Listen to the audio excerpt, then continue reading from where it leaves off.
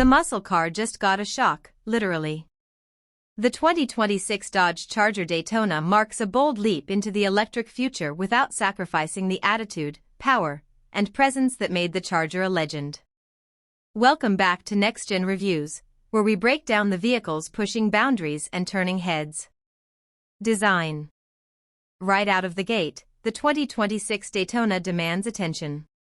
It's aggressive, wide, and unmistakably Dodge, but with a modern twist. The LED light bar, illuminated Fratzonic logo, and the return of the classic Daytona silhouette give it serious retro-futuristic vibes. Dodge even included a functional front R-wing for added downforce. Form meets performance. Inside, you'll find a cockpit-like layout with a flat-bottom steering wheel, digital displays, and race-inspired accents. It's muscle car meets spaceship. Performance. Let's talk power. The Daytona is fully electric, but don't think for a second that means boring.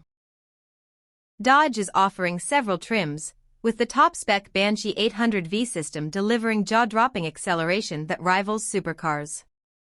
Instant torque, all-wheel drive, and a performance-tuned chassis mean this thing grips and goes like nothing else in its class. Oh, and yes, it's loud. Thanks to the Fratzonic Chambered Exhaust, the Daytona sounds like a muscle car, even without an engine. Features and technology. The tech is just as sharp as the performance. A large curved digital display, head-up display, and over-the-air updates keep the Daytona feeling fresh and connected.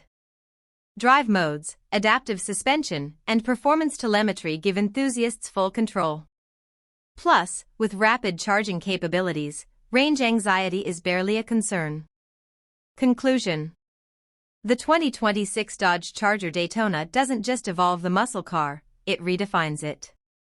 Bold, fast, and unapologetically different, it's everything we didn't know we wanted in an electric performance car.